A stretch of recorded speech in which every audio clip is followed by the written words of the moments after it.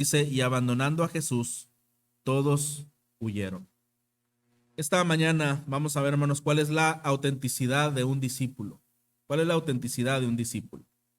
De acuerdo a lo que nos dice en el versículo 48, es el punto climático en donde se va a desenvolver los últimos momentos de Jesús. Antes de llegar a este capítulo 14, lo que vemos a Jesús es revelarse quién es Él, predicar, sanar, alimentar, reunir multitudes y dar grandes discursos.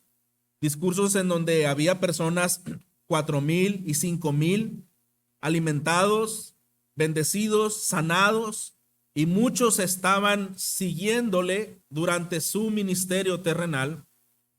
Pero algo llama mi atención en este versículo 48.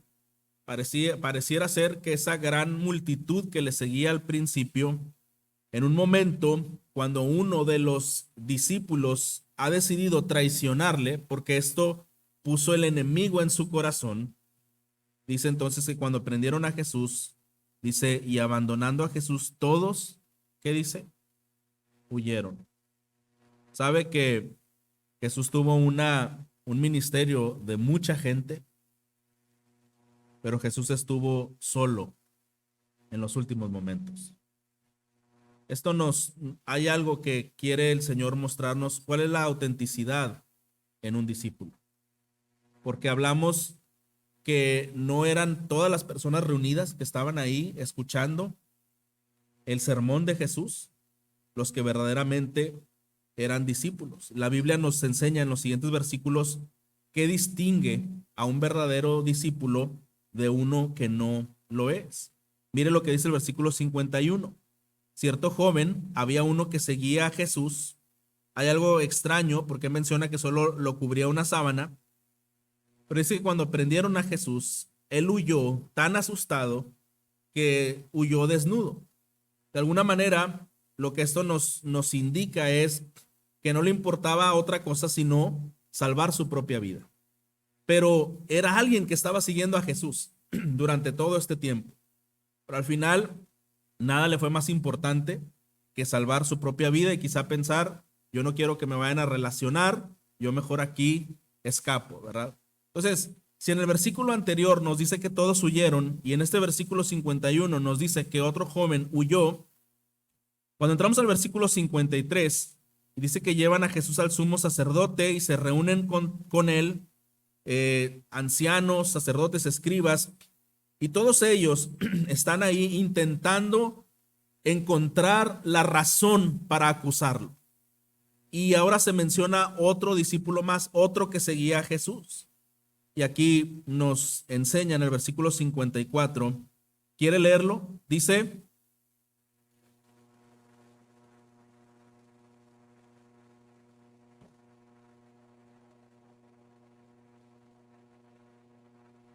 perfecto. Entonces, la gran multitud huyó cuando vinieron esas grandes pruebas. Había otro muy fiel que al final también terminó huyendo, queriendo salvar. Ah, pero aquí hay otro que sí le seguía.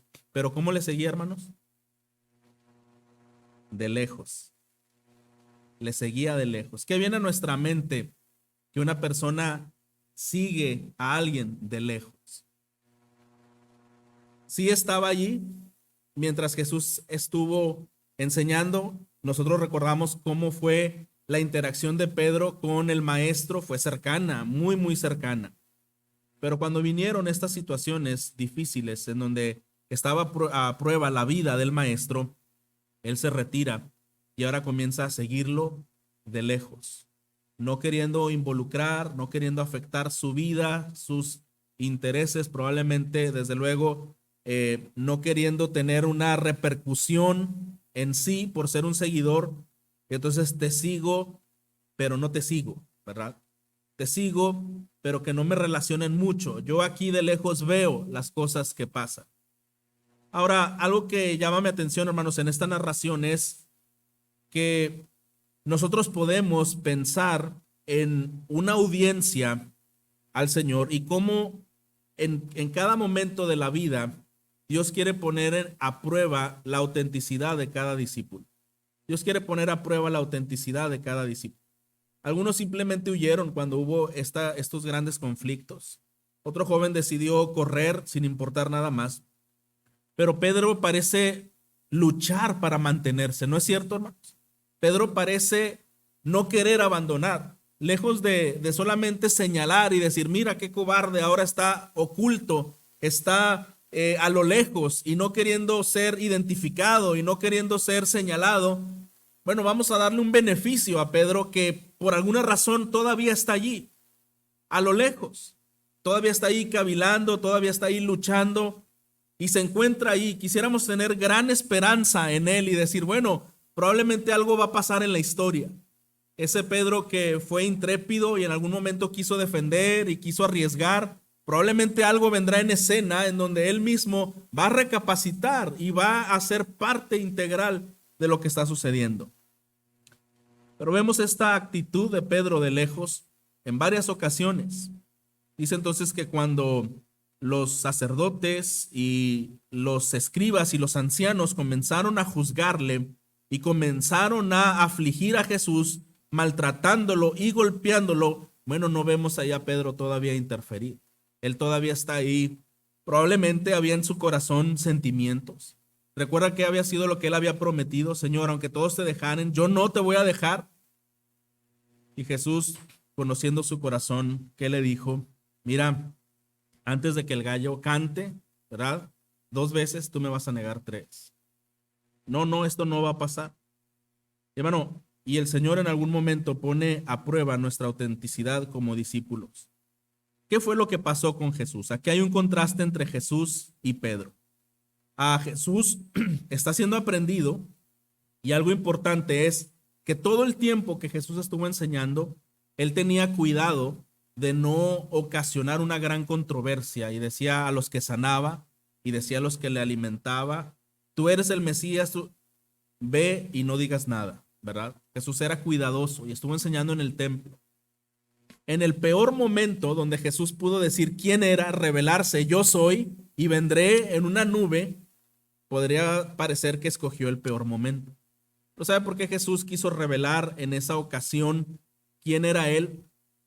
Porque fue preguntado, fue cuestionado por las máximas autoridades. ¿Tú eres el Jesús, el Hijo del Bendito? Preguntan ahí.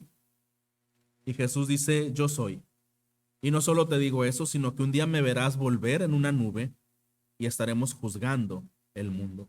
El sumo sacerdote quedó aterrorizado de esa respuesta y dijo, bueno, esto es una gran blasfemia, hay que aprenderlo, hay que hacer algo, no necesitamos más testigos. Jesús está siendo honesto en el peor momento de mayor presión y de mayor peligro. Por otro lado, Pedro, quien no está en riesgo su vida, una mujer que al parecer era una mujer de las que ayudaba en la casa del sumo sacerdote, una mujer que quizá ayudaba con tareas domésticas en este lugar, no es alguien que podía aprenderle, no es alguien que podría matarle, solamente le preguntó, ¿verdad que tú vienes con él? Y él lo negó. No estaba a riesgo su vida, pero lo negó. Y lo negó 3 veces, al punto que en el último momento prefirió maldecir y blasfemar para quitar de la idea de esta mujer esa situación. Y hermanos, muchas veces como seguidores de Cristo, puede ser que si en nuestro corazón el Señor obrando de la manera como lo hace en el libro de Marcos, intentando producir en nosotros mayor entendimiento y de una forma progresiva, ¿sabe? La lealtad de cada discípulo un día será probada. Y la lealtad de Pedro en un momento fue probada. Ahora, nosotros sabemos que Jesús es nuestro mayor ejemplo. Jesús viene a representar como el ideal de quien nosotros debemos llegar a ser, ¿verdad? Él tenía una razón por estar en la tierra y era glorificar al Padre en todo. Aun cuando comía, aun cuando enseñaba todas esas cosas. Pero en esta ocasión, cuando él podía negar, él pudo negar al igual que Pedro, ¿sabes qué? No, yo soy otra persona, yo no soy el Hijo de Dios, yo no soy el enviado y salvar su vida.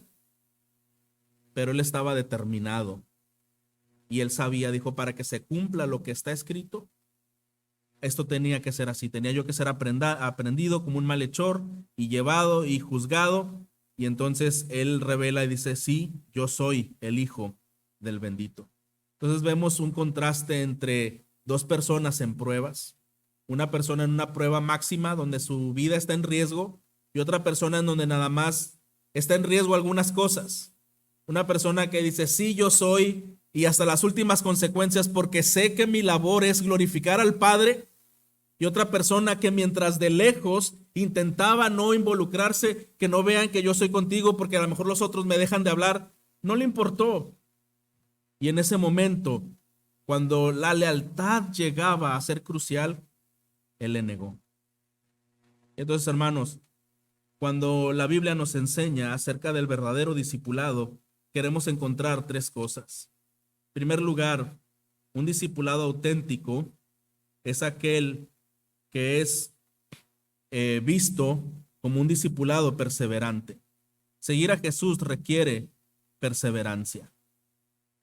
Mientras todos huyeron, cuando Jesús es aprendido y un joven huye también, y Pedro continúa un poco siguiendo, bueno, pudiéramos pensar, ahí más o menos va perseverando, ¿verdad? Ahí más o menos intenta mantenerse. ¿Sabe qué, hermano? La perseverancia tiene una definición muy práctica. Perseverancia significa obedecer aún en momentos difíciles. Obedecer o hacer lo correcto aún en tiempos difíciles. Y Pedro había intentado ser perseverante hasta entonces, pero llega en un punto en el que, al igual que todos los que huyeron, él decidió mejor negarlo. Ahora, cuando vemos este discipulado puesto en prueba y cómo Pedro reacciona, ya para nosotros esto tenga una gran connotación y pensar cómo Pedro pudo negarlo, cómo Pedro pudo haber hecho estas cosas. Y quizá para nosotros pudiera representar a Pedro como igual que Judas, probablemente. Esta es la segunda característica del discipulado, porque el discipulado auténtico también requiere lealtad. El discipulado auténtico requiere lealtad, no solo perseverancia, pero también requiere lealtad. ¿Y por qué decimos esto? Mire, Judas, que había seguido a Jesús, la Biblia no nos dice que Judas aborrecía a Jesús, ¿verdad que no? No parecía que Judas le aborreciera, no parecía que Judas odiara a Jesús, pero sí aquí hay algo, hermanos, en donde no solo está a prueba nuestra perseverancia, sino también está puesta a prueba nuestra lealtad. Porque quizá Judas pudo haber dicho, bueno, no tengo grandes problemas contra Jesús, pero 30 monedas de plata suena mejor. La lealtad es definida al final, no es a lo que usted sigue o lo que usted hace, sino a lo que usted o a quien usted más ama y más valora. Ahí está puesta en prueba nuestra lealtad. En aquello que más amamos, en aquello que más valoramos, ahí estará nuestra verdadera lealtad, nuestro verdadero afecto. El afecto se muestra a quienes verdaderamente amamos. Y no lo mostramos igual a quienes no amamos tanto. Sí escucho, sí voy, sí sé, sí está bien, hasta ahí, ¿verdad? Pero el verdadero afecto, en este caso hablando del Señor, es estar dispuestos a dar la vida misma, ¿verdad? O el corazón mismo. Y en este caso Judas, su lealtad era hacia las cosas de este mundo y hacia aquellas cosas que él amaba más. Vemos dos discípulos entonces entrando en escena, uno que demostró dónde estaba su lealtad, en las cosas que amaba, y en otro que todavía intentó perseverar, pero que al final la prueba que él sentía sobre su corazón le llevó a renunciar y al final decir, no lo conozco. Cuando vemos estos ejemplos, hermanos, en el Evangelio, seguramente que el Señor querrá hablarnos y también pensar si en algún momento de nuestra vida nuestro discipulado en Cristo ha sido probado también. ¿Ha sido probado nuestro discipulado de esta manera? de alguna manera en que nosotros pudiéramos reconocer, yo no tengo una aberración hacia el evangelio de Cristo. Yo, al contrario de ello, considero que es un evangelio correcto y que Dios se complace con la iglesia y su pueblo redimido, y que de alguna manera yo estoy a favor de todos los principios que el Señor muestra en su palabra. Es más, creo en Él y que estaría dispuesto a identificarme con Él.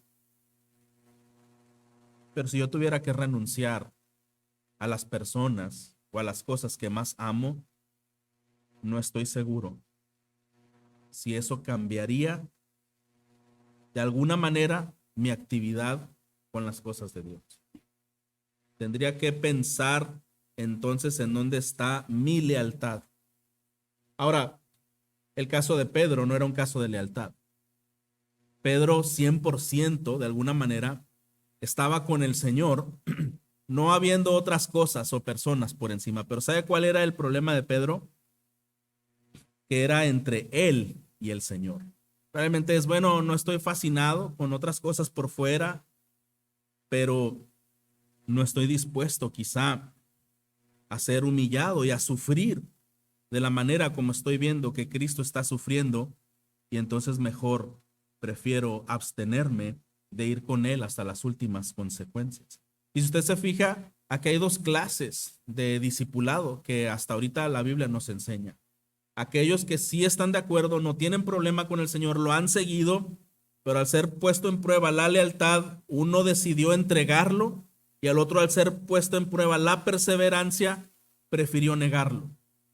Entonces, en algún momento de la vida, el Señor pone en prueba el verdadero discipulado. Lo puso también cuando hablaba con los fariseos. Ellos muchas veces decían, bueno, tú eres realmente el Hijo de Dios, bueno, tú realmente eres esto. Y el Señor hablaba para traer sobre ellos alguna clase de juicio. Conociendo ellos las escrituras, el Señor revelaba que sus corazones estaban totalmente endurecidos y que ellos amaban más su propia religión que al Señor, reconocerlo como hijo de Dios. Entonces, hasta ahora lo que nosotros vemos es a dos tipos de discípulos. Mire lo que vemos también en estos versículos cuando el Señor se identifica. Dice en el versículo 56, porque muchos daban falso testimonio contra él, pero sus testimonios se contradecían. Algunos levantándose daban falso testimonio contra él, diciendo, nosotros le oímos decir, yo destruiré este templo hecho por manos, y en 3 días edificaré otro no hecho por manos. Y ni siquiera en esto coincidía el testimonio de ellos. Entonces el sumo sacerdote, levantándose, se puso en medio y preguntó a Jesús, ¿no respondes nada? ¿Qué testifican estos contra ti? Pero él se quedó callado y nada respondía. Le volvió a preguntar el sumo sacerdote, ¿eres tú el Cristo, el Hijo del bendito? Jesús le contestó, yo soy. Y verán al Hijo del Hombre sentado a la diestra del poder y viniendo con las nubes del cielo. Esta escena, hermanos, en particular, está en la misma situación que Pedro. Jesús está representando ser el discípulo del Padre Celestial. Y así como a Pedro le dijeron, tú eres, ¿verdad? Tú eres de ellos. Y Pedro dijo no 3 veces. Aquí le están preguntando a Jesús, ¿tú eres el que viene de Dios? ¿Tú eres? Sí, yo soy. 2 discipulados en contraste. 2 hombres marcando una diferencia con sus decisiones. Porque sabe que, hermano, el discipulado auténtico es un discipulado decisivo. Es un discipulado decisivo. El Señor Jesús sabía a qué había venido a la tierra. Él sabía que había venido a hacer la voluntad del Padre. Y aunque el enemigo le tentó por 3 ocasiones en el desierto, Jesús se mantuvo citando la Escritura para renunciar a los placeres que el enemigo ponía frente a él. Él sabía que había venido del Padre y que su propósito era glorificar al Padre. Entonces, nos podemos decir en tercer lugar que el discipulado auténtico es un discipulado que va hasta la cruz. El discipulado auténtico es un discipulado que va hasta la cruz. Va hasta la cruz acompañando a Jesús. Judas no llegó ahí. Pedro tampoco llegó ahí. ¿Y quién estuvo solamente en la cruz? Jesús estuvo solo en la cruz. ¿Por qué, hermano? Porque si hay alguien que nos da una demostración de verdadera perseverancia, de verdadera lealtad y de verdadera fidelidad, ese es el Señor Jesucristo. Lejos de nosotros quizá de juzgar a Judas y de juzgar a Pedro y a la gran multitud, más bien debemos pensar que no somos muy diferentes a ellos. Quizá más bien debemos pensar que si la Biblia escribe esto, es porque de alguna manera nos debemos ver reflejados en qué áreas debemos nosotros examinar si nuestro corazón es más como el de Cristo o es más como el del resto de los seguidores. ¿Qué es lo que identifica nuestro discipulado? ¿Es un discipulado auténtico o es un discipulado dividido? ¿Es un discipulado escondido, conflictuado, que sí sigo a Jesús, pero de lejos? Solamente de lejos. Entiendo lo que es lo que el Señor desea, lo que el Señor quiere, lo que es ser parte de su pueblo, lo que es ser parte de una iglesia local. Entiendo todo eso, pero quizá no es el momento para mí. Y cuando vemos estas realidades en el Evangelio de Marcos, en el Evangelio de Cristo, es porque hay algo que nos quiere mostrar. Cuando vemos a Pedro entonces siendo identificado, Pedro había tenido un gran récord, había tenido muchos desaciertos, pero sí tenía un récord, por lo menos, de que era alguien valiente en algunas cosas, ¿no es cierto? No mucho tiempo antes había sucedido cuando él dijo, tú eres el Cristo, el Hijo del Dios viviente. Cuando uno va a la escena anterior, uno diría, Pedro va bien. Después de varias cosas en las que no ha acertado, va bien. Ahora ha dicho una declaración verdadera y algo que dijo Jesús. Esto no te lo reveló carne ni sangre, ¿verdad? Esto vino del Espíritu Santo. Y entonces podemos decir, bien por Pedro. El Señor está obrando en Pedro. Y ahora le niegan. Y 3 veces. Y en el momento más difícil, ¿sabe una cosa, hermano? Jesús había sido dejado desde antes. Un poquito antes de estos pasajes que hemos leído, de estos versículos, Jesús sintió temor y les dijo a algunos allegados a él, vamos al Getsemaní, quiero que oren conmigo. ¿Y qué pasó con ellos? Se quedaron dormidos. Y Jesús oró solo en el Getsemaní. Lo aprendieron y todos huyeron. Uno que iba ahí también huyó. El que más cercano, intrépido y valiente pudo haber sido, también lo dejó solo al final, negándolo 3 veces. Lo que la Biblia nos enseña al repetir una y otra vez que el corazón humano es un corazón que lucha con la perseverancia, que lucha con la lealtad y que lucha con la fidelidad, hermanos, es porque nosotros queremos ser como el Señor Jesucristo. Queremos agradarle y quisiéramos tener un corazón tan comprometido y tan decidido de ir con Él hasta la cruz.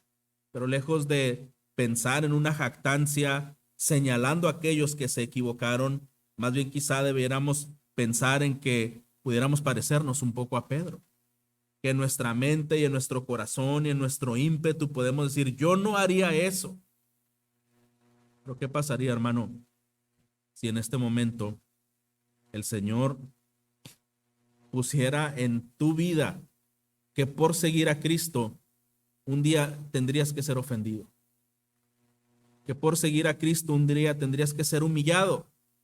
Que por seguir a Cristo un día quizá no tendrías la oportunidad de tener gran clase de bienes. O las cosas que más amas tuvieran que ser retiradas. ¿Diríamos lo mismo? Diríamos lo mismo entonces, porque no todas las cosas son conforme a nuestra máxima comodidad o reputación. Ya hay una cosa distinta en mi corazón hacia todo esto. Todos nosotros, hermanos, como seres humanos, tenemos un corazón caído que tenemos que cuidar y que tenemos que examinar y que tenemos que saber cuáles son aquellas cosas que estarían en lucha contra mi devoción en ser un auténtico discípulo de Cristo. Amistades, bienes, reputación. ¿Cuáles son algunas de esas cosas que si estuvieran en prueba, quizá no tendríamos la máxima aprobación? Pedro intentó, pero vemos que no pudo. Porque al final, hermanos, el verdadero discipulado es aquel que está dispuesto a ir a la cruz. Y solamente Jesús solo estuvo en la cruz. Y sabe que cuando estuvo solo Jesús en la cruz, no solo le abandonaron los discípulos, no solo le abandonó la multitud, no solo le abandonaron sus amigos y los más cercanos. Estando frente al Padre y por amor, Jesús aceptó ser abandonado por el Padre mismo en un instante para que todos los pecados que él estaba cargando en la cruz fueran castigados totalmente, judicialmente, por la ira de Dios. Porque sabe una cosa, hermano, el verdadero discípulo está dispuesto a sufrir lo que sea necesario, aún por el bien del evangelio. Porque la obra de Cristo sea puesta en alto. En verdad, cuando vemos lo que el discipulado implica y cuando vemos otros textos como aquellos, Señor, yo te seguiré. Bueno, despídete de tus padres y sígueme. Señor, yo te quiero seguir. Bueno, vende todo lo que tienes y sígueme. Señor, yo te quiero seguir. ¿Qué necesito hacer? Y cada una de estas cosas es que nuestro corazón en verdad puede estar luchando contra ciertas cosas antes que entregar todo nuestro ser al Señor Jesús. Ahora, ¿qué significa, hermanos, ir a la cruz? Esto significa que todos los cristianos un día seremos crucificados de la misma manera que Cristo. No precisamente. Pero si hay algo, hermanos, que debemos estar conscientes es que ahorita, como cristianos, podemos estar enfrentando algún tipo de aflicción, algún tipo de prueba importante. Y hemos dicho que quizá o es nuestra reputación o quizá es nuestra comodidad o probablemente nuestras amistades y todas estas cosas quizá pueden ser probadas si nosotros verdaderamente queremos ser auténticos discípulos. Pero en realidad, hermanos, usted y yo sabemos que eso no es nada. ¿No es así? Vienen tiempos muy difíciles, hermanos. Vienen tiempos muy difíciles. Algo que estuve escuchando yo en estas conferencias y todo ello es también a cómo va el mundo y todas las cosas que están aceptadas en ideologías y en políticas y todo esto, probablemente el cristianismo sea visto como una minoría opositoria, la cual tiene que ser eliminada para que no se oponga a todo lo que el mundo quiere lograr. Y probablemente no falte mucho para eso. Usted y yo sabemos cómo ya hay cárcel para los que intentan ayudar a personas con estando extraviada de su identidad. Y cómo hay tantas cosas en las cuales estamos inmersos en esta sociedad que parece avanzar en ir en contra del Señor. Y ya hay personas en lugares del mundo que tienen que correr grandes riesgos por su fe. Y ya hay mártires por la fe. Y a veces nosotros puede ser que nuestra lealtad sea muy mínima por una situación, por una persona, por una cosa, por mis bienes personales. Pero en realidad, hermanos, todo discípulo un día será probado. Todo discípulo, usted y yo seremos probados. ¿En dónde está nuestra lealtad, nuestra perseverancia? Y solamente el verdadero discipulado es aquel que está dispuesto a ir a la cruz hasta el final por el bien del evangelio de Cristo. ¿Qué es para nosotros el día de hoy ir a la cruz? En la cruz, hermanos, algo que nosotros podemos reconocer es que ahí donde Cristo murió por todos nuestros pecados, hoy nosotros tenemos un llamado y este llamado es ser como Cristo. Así que, hermano, ir a la cruz para nosotros desde ahora puede ser ir con Cristo y morir a nosotros mismos también. Quizá morir de aquellas cosas que el Señor identifica en nuestras vidas, las cuales debemos rendir, las cuales debemos renunciar, las cuales debemos ajustar. Quizá hay cosas en nuestro corazón, en nuestros pensamientos, los cuales deben ser dejados, los cuales deben ser entregados y a los cuales debemos de morir. Pero ir a la cruz implica también ir y seguir el ejemplo de Jesucristo. seguir el ejemplo de Jesucristo. Es decir, entender la misión que Cristo tuvo, y esta es: estamos aquí por una razón en la tierra.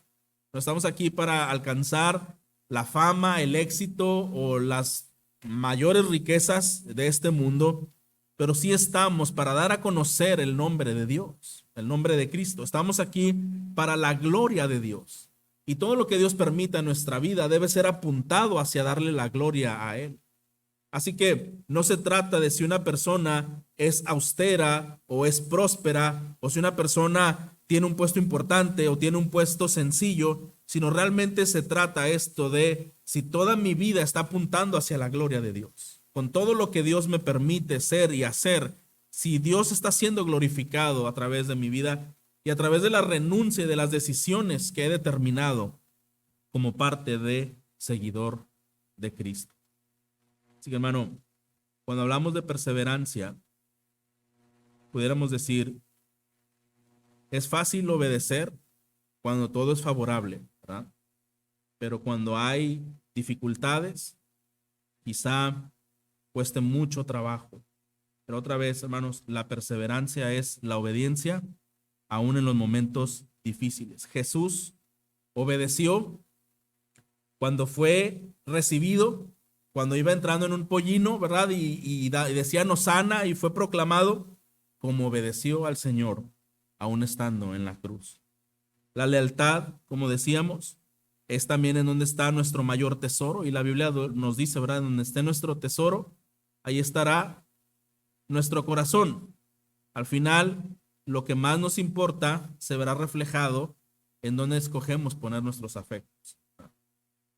Pero finalmente, hermanos, entonces ir a la cruz, ese es el discipulado verdadero. Ir a la cruz es el discipulado verdadero. Y si podemos ver un poquito más en el capítulo 15,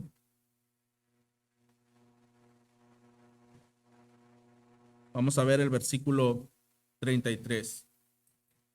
Cuando llegó la hora sexta, hubo obscuridad sobre la tierra hasta la hora novena, y a la hora novena Jesús exclamó con fuerte voz, Eloí, Eloí, lema sabactani, que traducido significa, Dios mío, ¿por qué me has abandonado?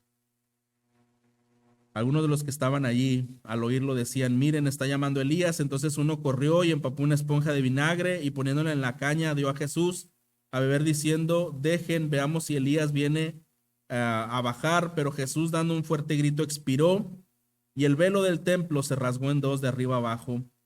Y viendo el centurión que estaba enfrente a él, la manera en que expiró, dijo, en verdad, este hombre era hijo de Dios. A ver, hermano, de algo se trata el libro de Marcos, y era, ¿quién es Jesús? La pregunta que viene una y otra vez en Marcos es, ¿quién es Jesús? Y entonces Jesús estaba enseñando quién era él, que él era el Hijo de Dios, que él era el rey, y que sería un rey sufriente, que sería traspasado a las autoridades mismas.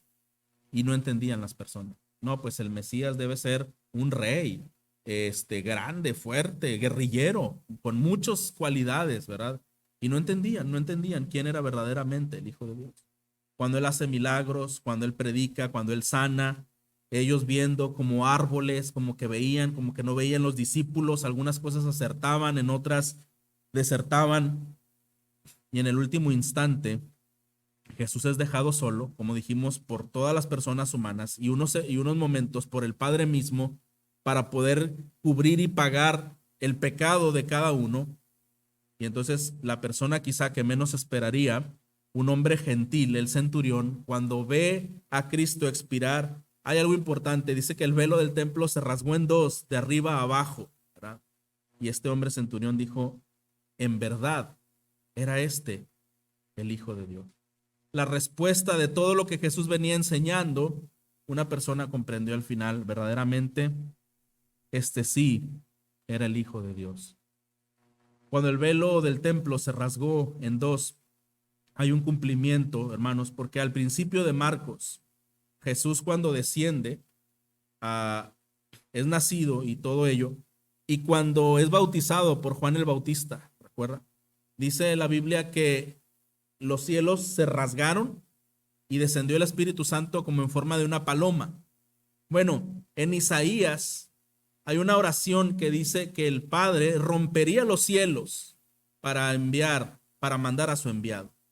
Esto era un cumplimiento de lo que estaba sucediendo en ese momento, que Jesús estaba cumpliendo esa profecía y que el Espíritu Santo, al estar posando en Cristo, esta profecía se estaba cumpliendo. Pero nuevamente se vuelve ahora a romper el velo, y es que aquí hay algo importante, hermanos. El templo, como era tenido en ese entonces, el templo era un microcosmos, es decir, el templo representaba en aquella época el lugar en donde Dios se manifestaba. Pero antes del templo, un templo mayor, un macrocosmos, ha sido la creación, no ha sido el mundo. Por eso el Señor había dado al hombre que viviera en tal tranquilidad cuando Adán y Eva. Entonces, cuando el velo del templo se rompe en dos, esto es solamente un cumplimiento, ¿verdad? Nuevamente el Señor restauraría el mundo, restauraría el verdadero templo, y ese templo, hermanos, es donde Él habitará para siempre con su pueblo. Un día todo esto será restaurado. Y dice, en verdad era este el Hijo de Dios. Vamos a ver los últimos versículos. En el versículo 42 del capítulo 15. Y al atardecer, como era el día de la preparación, es decir, la víspera del día de reposo, vino José de Arimatea, miembro prominente del concilio, que también esperaba el reino de Dios, y llenándose de valor, entró donde estaba Pilato y pidió el cuerpo de Jesús. Pilato se sorprendió de que ya hubiera muerto, y llamando al centurión le preguntó si ya estaba muerto. Y al comprobar esto por medio del centurión, le concedió el cuerpo a José, quien compró un lienzo de lino, bajando el cuerpo de la cruz, lo envolvió en el lienzo de lino y lo puso en sepulcro que había sido excavado en la roca, e hizo rodar una piedra en la entrada del sepulcro. Y María Magdalena y María la madre de José miraban para saber dónde lo ponían. Para terminar, hermanos, a cada uno de estos seguidores habían dejado a Jesús. Cristo murió y al tercer día resucitó. Y sabe que después de esto hubo algunas personas que fueron a seguirlo y a buscar en dónde estaba, y estas personas fueron 3 mujeres. Y hay algo importante que Jesús hace saber a través de un mensajero cuando dicen ellas, dile a Pedro que me has visto, que he resucitado, que estoy bien. ¿Qué significa esto, hermano? Que a pesar de que Pedro negó, que a pesar de que Pedro tuvo un desacierto más, un terrible desacierto, aquí hay algo importante, hermano. Nosotros como discípulos muchas veces abandonamos, pero Él no nos abandona. Dile a Pedro que supere estas cosas, ¿verdad? Todavía las cosas no han terminado. ¿Y quién fue Pedro, hermanos, después de todo esto? Un gran predicador del Evangelio de Cristo, y que en una sola predicación se convirtieron 3,000 personas en el libro de Hechos. Porque hay algo, hermanos, que debemos reconocer. Para que un discipulado sea auténtico y sea fiel, no depende de nosotros, porque nosotros jamás lo podremos ser.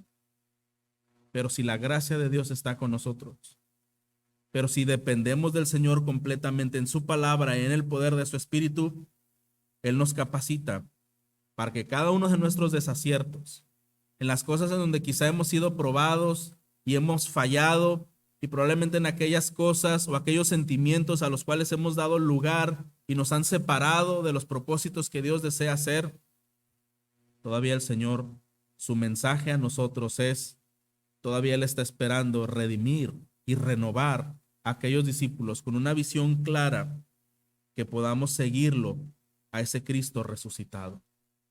Hermano, qué gran privilegio es saber que si nosotros hemos sido un seguidor de lejos, un seguidor que en algunos momentos se ha alejado, es que el Señor está esperando que nuestro corazón rendido a Él sea un discípulo ayudado por su gracia para ser fiel. El verdadero discípulo es aquel que es ayudado por su gracia para ser fiel. El Señor no espera algo de nosotros que no podremos hacer, pero sí está dispuesto a hacernos como Él quiere que seamos. Está dispuesto a hacernos como Él quiere que seamos. Cuán grande es nuestro Señor, digno de toda nuestra alabanza y nuestra adoración y nuestro honor. nuestra gratitud y nuestro amor. Muchas personas podrán fallarnos, nosotros podremos fallar, pero Él nunca nos falla, hermanos. Él es fiel. Él verdaderamente